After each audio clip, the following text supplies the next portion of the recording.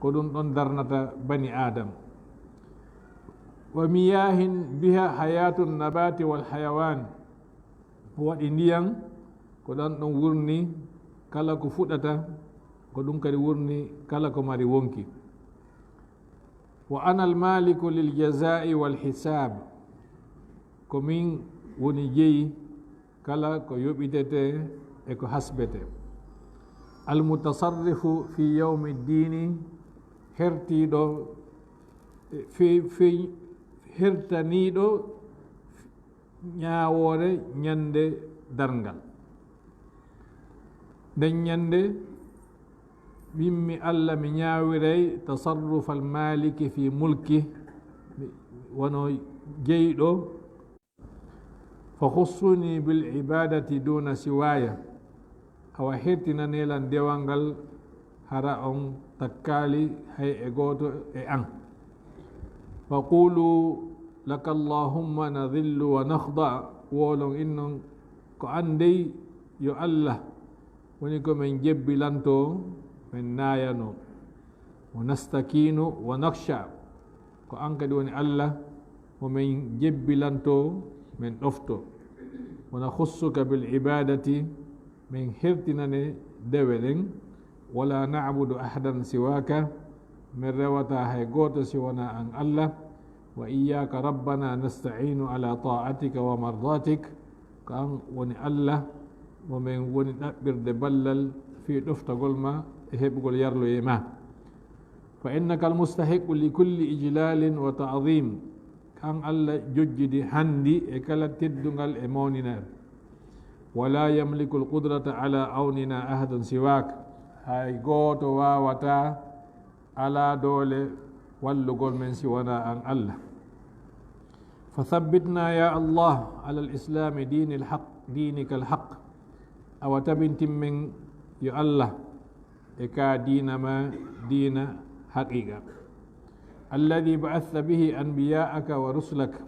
ka dina ka immindina e mu'um annabaɓe ma e nulaɓe ma. wa arsalta bihi khataman nabiyyin,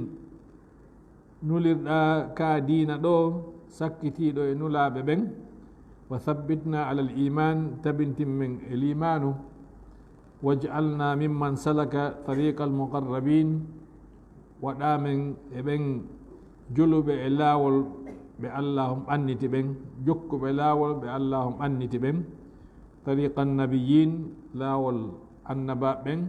wa siddiqina, e gomɗinɓe limanu ɓen. wa shuhada'i, e yanɓe shahidu ɓen. as-salikina, jokkuɓe laawol gayra al-manhaji al-qawim la. wassalihina wa hasuna ulaika rafiqa, haɗay ko ɓeɗo tigi tigi ɓuri moƴƴude haalude ɓaɗede e wondede. wala taj'alna ya Allah, Allah ta waɗɗu men min alha'irina an qasdi sabil, majjuɓe laawol hanagol jokkede ngol. as-salikina gayri al-manhaji al-qawim, jokkuɓe laawol ngol feewangol. min alladhina dallu an shari'atika al-qudsiyya, majjunoɓe sariya ma mawnuɗo o. wa kafaru bi ayatika wa rusulika wa anbiya'ik, e yeddi ayeje maɗen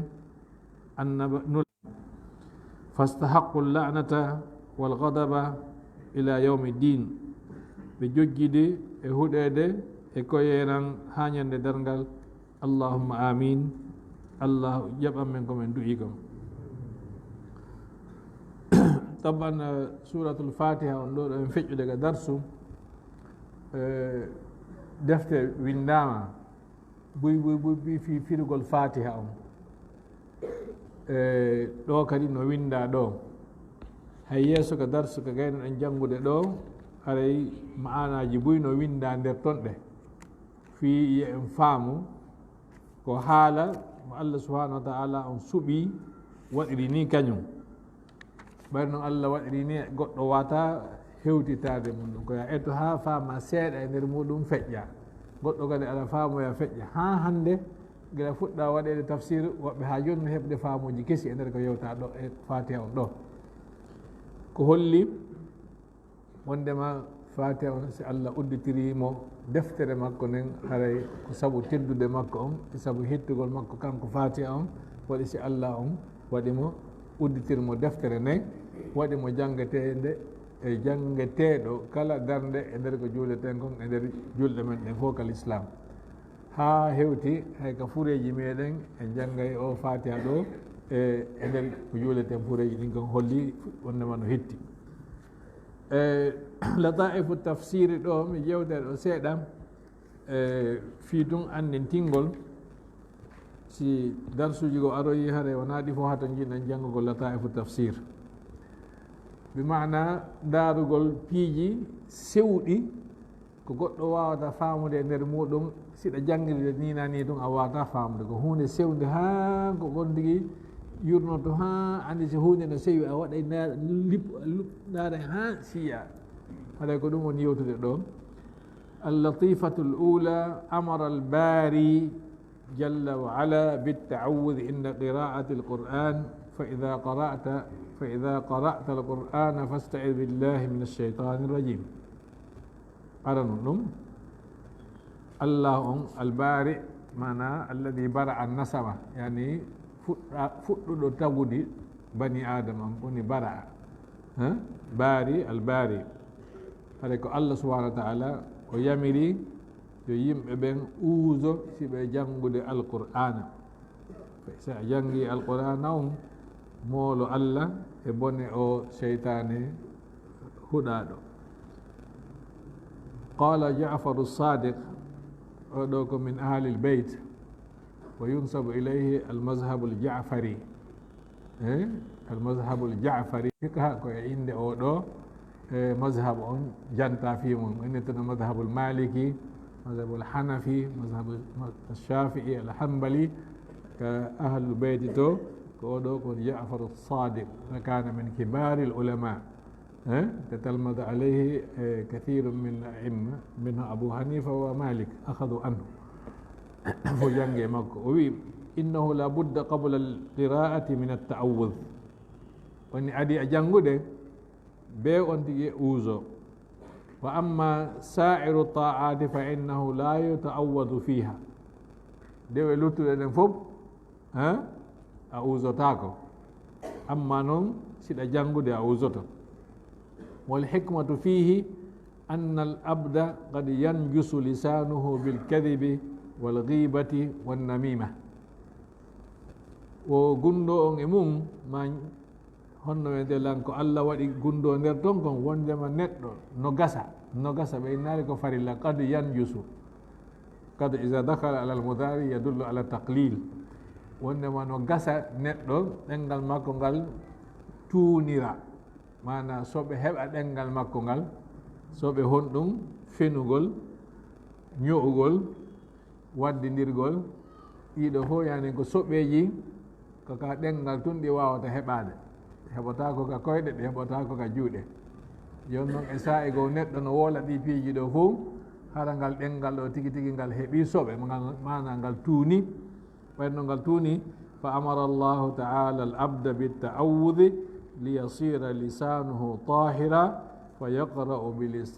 bilisanin tahir kalaman unzila min rabbin tayyibin tahir o wi Allah yamiri ɗo ye en wi o audu billahi tuma jangeten on tuma si on tigi inni audu billahi hare o laɓɓini ɗengal ngal e mana o lootingal wiigol audu billahi min alcheytani rajim no wawi o lootugol ɗengal ngal itta batte ko fenade wonno e maggal kon batte ko ñoore wonno e maggal kon batte baddi ko wonno e maggal kon batte piiji bonɗi woleteɗi fof haɗa wiigol audu billahi min alcheytani rajim o lootingal laɓɓiningal hande kadi o jangira ɗengal laaɓugal laɓɓinagal haala Allah mo annduɗen ko aaden laaɓuɗo Allah ko laaɓuɗo joni noon on tigi jangira haala Allah kan ɗengal laaɓugal اللطيفة الثانية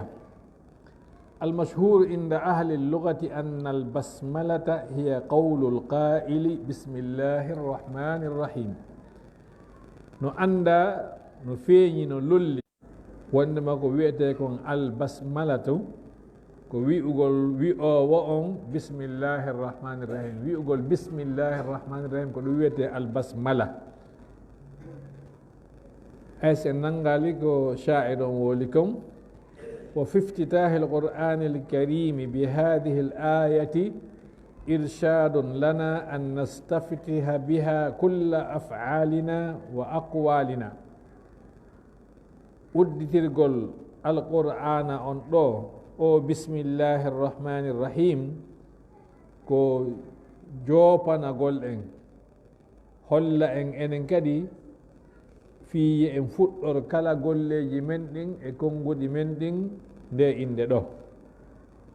وقد جاء في الحديث الشريف كل أمر ذي بال لا يبدأ فيه ببسم الله الرحمن الرحيم فهو أبتر معنى ناقص. رواه أبو داود نوين إليه في رواية أخرى فهو أجذم، وفي رواية ثالثة فهو أقطع. يونون أبتر أجذم أقطع فوق معنى قوت كهونة تأيون جوكاكي. معنى بترا بمعنى كأرجل تجع كنتتا كنت إن بترت ساقه وقطعت يده وفقعت عينه وسجت رأسه حال عرب كانوا ياجي كم بين مري هون رويته أين تقطعت رجله بترت رجله كأي نرجع كبترا بينته كجونغ كقطع وسارق فقطعه yitere nen ɗo si tufama ko faqa innete, si on tigi tufama e hoore ɓe inna sajja ra'su famine ko wona noon yewtirte ko haala arab. jon nulaɗo maaki kala golle waɗade hara ɗi fuɗɗoraka bismillahi rrahmani rrahim no wawi wasi ko golɗe kuntitaɗe nana taƴaɗe ɗe timma aji tamu ko marɗum judamu qata'u mana ɗum ɗo mana ɓe addi sigatu af'al mana hande kadi haɗa koko taƴi fewlanni hay kuntum lutta si innama maqtu'un haɗa no taƴi no gasa no lutta ko somi inni abtar haɗa lanni hay fus lutta e muɗum.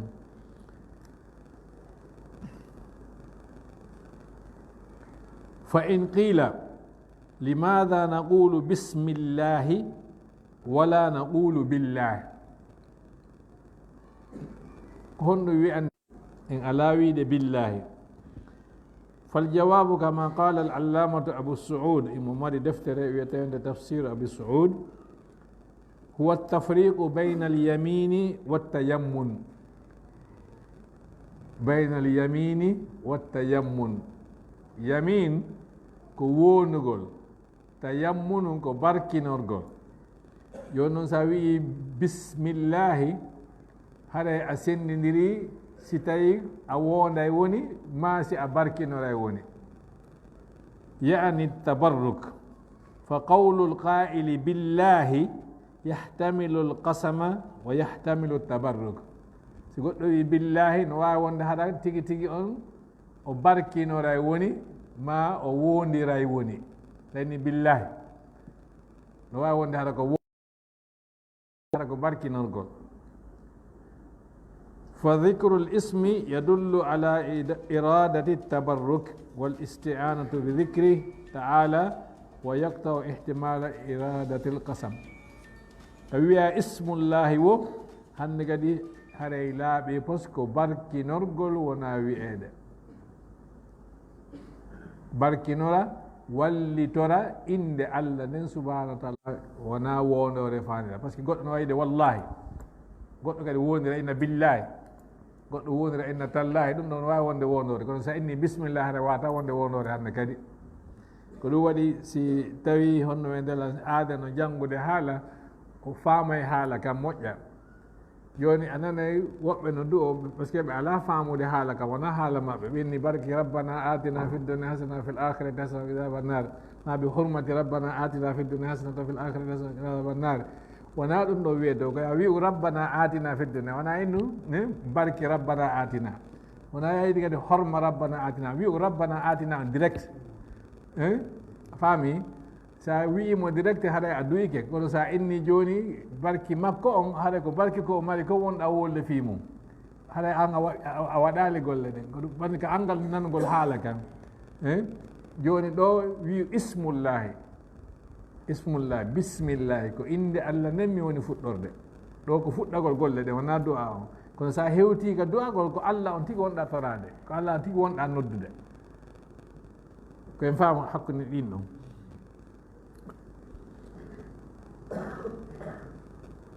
اللطيفة الثالثة يرى بعض العلماء أن الاسم هو عين المسمى دونك فايدة هون نادن تيجي وني جوم مايرة إنن جوم مايرة هون واتر الاسم هو عين المسمى يعني إنه مني يوني كلام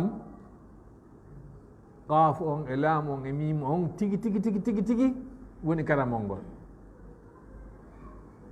قاف أون إلام أون إميم أون قلم كيون تيجي كو كلام مونغول ونا ما أندير دون كلام مونغول وبويدو فقول القائل بسم الله كقوله بالله دونك ويدو بسم الله ويدو بالله فونو فتا وأن لفظ الاسم مقحم بويدو لبيد بن ربيعة إن إلى الحول ثم السلام عليك ثم اسم السلام عليكما ومن يبكي حولا كاملا فقد اعتذر أي ثم السلام عليكما ثم اسم السلام عليكما نواي ويقول السلام عليكما كنو فاني له كنو ابن جرير الطبري وإن دون واتا وند هذا إنن جم ميرن فتا إنن كو كاير تيجي وني جم مير جم إنن كو كاير كان كو تيجي وني إنن واتا وند قال ابن جرير الطبري لو جاز ذلك وصح تأويله فيه على ما تأول لجاز أن يقال رأيت اسم زيد تانا دو جوني ko ɓe wi ɗo kam ko gonga woni rayno inde nden e joom mayre fof ko gotum aynene joni a mi yi inde zaydou wa akaltu isma taami mi ñaami inde ñiiri ndin wa sharibtu isma dawa mi yari inde lekki kin wa fi ijma'i al arabi ala ihalati dhalika ma yunbi an fasadi ta'wili kono fof no andi arabu ɓe wi'ata ɗum ɓe wi'ata mi yii inde zeydo ɓe inna mi yii zeydo ɓe innata mi yii mi ñaami inde ñiiri ndin ko mi ñaami ñiiri ndin tigi ɓe innata mi yari inde lekki kin ko mi yari lekki kin tigi ɗum ɗon ko ni arabu ɓen wolirta enen gadi ko noon wonɗen wolirde annan fof ko noon woni wolirde joni hara awa inde nden wata wonde e joom mayre hara ko hunde wotere ɗum waɗi wata sellirde noon wa yuqalu lahum أتستجيزون في العربية أن يقال أكلت اسم العسل هبه بدون أنا إذا واوي دقين ده حالة عرب وينقول من يامي إن ده يوري دين ما كان يامي أنا كو إن تك متي يوري أنا يراتا يوري إن يامتا يوري متى سبكو ولي لها باني كو يرotako ko ƴaƴettir gokku a wata hendade taasi ton to juuri yara ha gayno anno yarita ndiyan no joƴƴina a mettira seeɗa enen inne metti juuri a wata no wiide mi metti inde juuri nin wona inde juuri nin mettete ko honɗum mettete juuri nin tigi donc haɗa yinno gollo joni al ismu ayn musamma ɗo wata gasude ɗum ɗon ko wolira ɗum ko fiyon andu yani haɗa piiji gon woodi nder ton no luggi joni yejjiten ɗum no haaley toon gasi